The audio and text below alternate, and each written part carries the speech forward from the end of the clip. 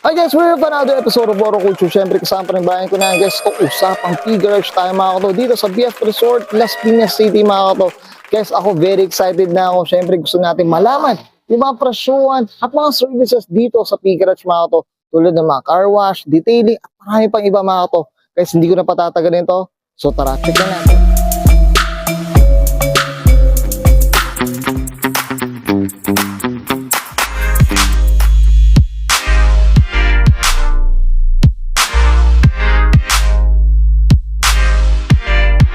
Hi guys, ito nandito tayo sa P-Garage mga kato, dito sa BF Resort Las Piñas mga kato. So guys, ito flex muna natin. So guys, ito nandito tayo sa South area ngayon guys. So ako very excited na ako. Siyempre gusto ko rin malaman kung ano ba yung mga services dito sa P-Garage. Of course, siyempre, at yung mga presyuhan nila guys. So yan, so tara check na natin. Tao po! Tao po! Sino yan? Tao po! May tao po dyan. Yan, gagawa mo dito. Ina yun, dinayo mo pa ako. Sir, pasensya sa abala. Boss, sir, sino muna sila, sir? Sino? By the way, ako nga pala si Paul Spiritu. Okay, Sir Paul, ano po sila dito, Sir Paul? Isa ko sa owner ng P-Garage Auto Salon. Yan, Sir Paul, syempre, usapang P-Garage. Paano ba nagsimula si, ngayon? P-Garage, boss? Sige. Actually, nagsimula lang naman ako sa isang garahe lang na maliit. So, doon ako nagsimula. Actually, buy and sell ako dati. Buy and sell ako ng kotse at motor. So, humina pareho. So, kailangan ko i-switch. Kasi inisip ko, hindi po pwede to. Sabi kong ganon. So, mahilig naman ako sa mga kotse. Mahilig naman ako magkut-kut-kut-kut. Bakit hindi ko gawin mag-DIY, mag-detail? Sinimulan ko sa kotse ko. Tapos, yung nagawa ko ng maayos, syempre, merong isang sumuporta sa akin. Walang iba yon, si Chim. Yon. So, doon na nag-start. Tinira ko yung Fortuner niya. Tapos yun na. Tuloy-tuloy na. Tuloy-tuloy na. Usapang services muna tayo. Ano ba mga serbisyo ni P-Garage, boss? Meron kami dito, tinatawag kami na premium wash. Kumbaga, ang gawain kasi namin, hindi to kasi linis car wash lang, linis personal. So, yung ano ang ginagawa sa auto ko, ganun din ang ginagawa ng mga tao ko. So, in short, ina-adapt ko sa kanila. Uy, Yun. Ganun lang. Boss, ito regarding sa presyuhan naman, ano yung mga presyuhan ng mga services natin, boss?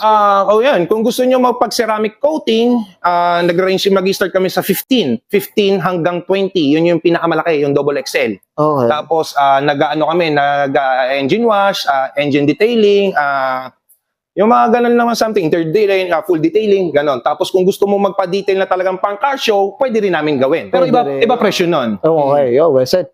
Sir Paul, syempre, I'm sure we are very busy, boss. Okay lang po ba? Iyan mo, tour mo kami dito natin. Okay lang? Okay, walang problema.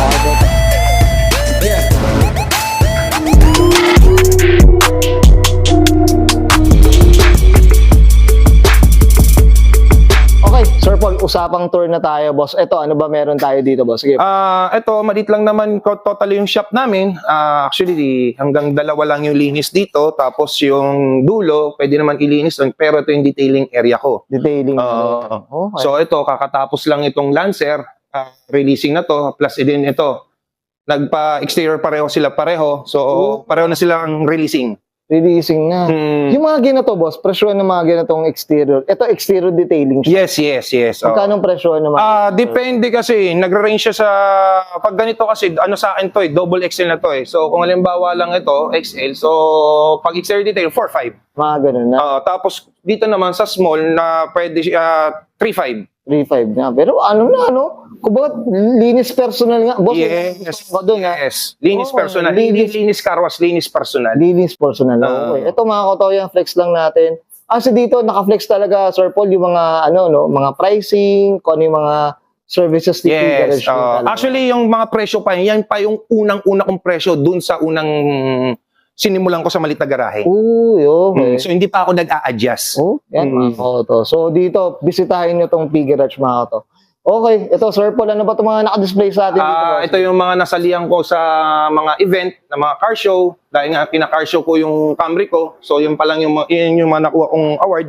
Yung iba hindi ko pa na ikakabit kasi nga wala pa akong budget. Paglalagyan. Kasi- Ang dami na daw kasi, mga kauto. So yun lang yan muna, dinisplay ko muna kasi wala pa ako nung check-in. So sabi ko, okay lang muna. Okay na muna, patong-patong na muna dyan. Yes. So ito boss, ito yung yung for release na rin tong Lancer. Yes, itong Lancer na to. Actually, Okay. nag-walk-in lang to.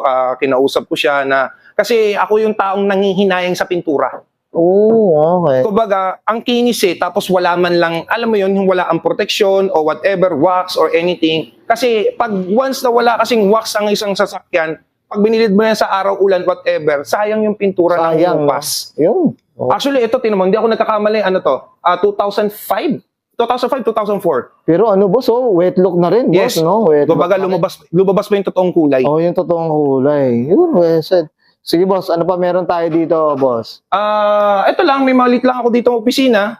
Yan. Pasensya na, medyo magulo. Dahil binigla mo ko.